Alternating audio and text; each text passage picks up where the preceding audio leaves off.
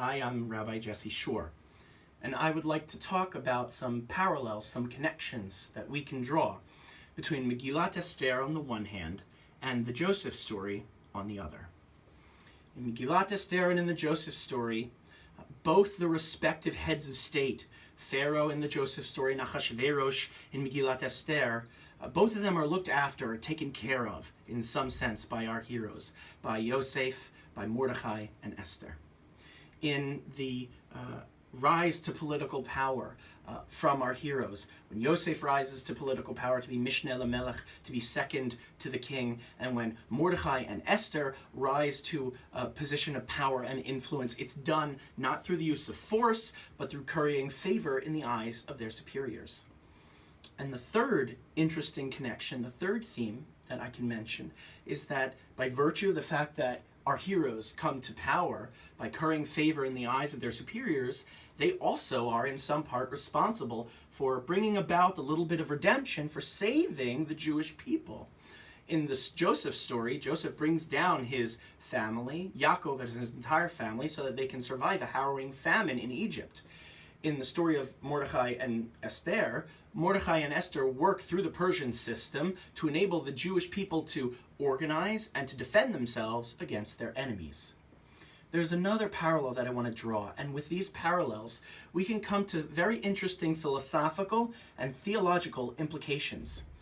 And the last parallel that I want to draw actually starts with a very common observation that we make about Megillat Esther. We claim and we observe that throughout the Megillah, Hashem's name is conspicuously absent. If the whole book of Tanakh is a book about how Hashem relates to humanity, and it can be generalized in this sense, then Hashem's conspicuous absence lends credence to the idea or to the belief that Hashem can relate to us covertly. So there are in fact two types of heroes to Megillat Esther. The first type of hero is the covert hero, the hero concealed, which is Hashem. And the second type of hero is the hero revealed, played by Mordechai and Esther. But how exactly does this parallel match up? How can we draw this parallel to the Joseph story? Because Hashem's name is present throughout the story. So I would like to argue that the parallel exists, it is subtle, and it is powerful. Throughout the Joseph story, although Hashem's name is there, we never hear of Hashem speaking directly to Joseph. We can recall phrases like Vayomer Hashem el Avraham or Vayomer Hashem el Yitzchak, but we never see the phrase Vayomer Hashem el Yosef. On the contrary, Hashem seems to communicate to Joseph through more ambiguous means, dreaming. And dreaming is something that is much more accessible to the rest of us than prophecy or immediate miraculous revelation. Pharaoh can dream, Joseph can dream, you and I can dream. And so what we learn from the Joseph story is that God can speak to us indeed, if not through prophecy, then through the life he gives us. And if we can learn this through the Joseph story, then all the more so we can learn it through Megillat Esther. That Esther and Mordechai do, in fact, assume that God is working with them, that they are working either in partnership with Hashem, in saving the Jewish people, in rising to the occasion of being the heroes revealed, or Hashem is working through them.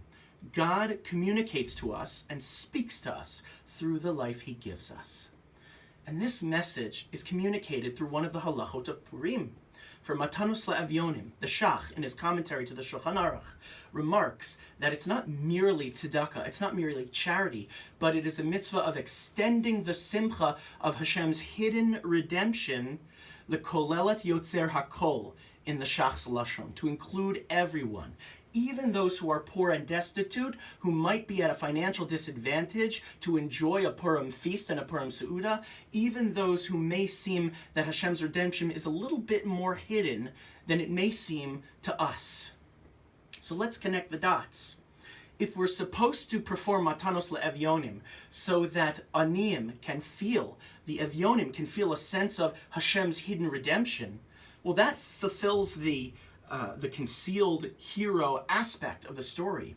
But the other aspect of the story, of the Megillat Esther theme, is that there are heroes who are revealed. There are explicit heroes.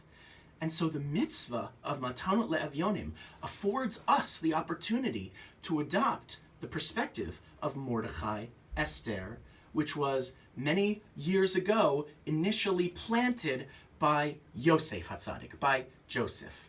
That Hashem does speak to us through the life he gives us, and that we too can be heroes revealed, can be active roles in partnership with Hashem to bring about a little bit more joy and a little bit more simcha to others.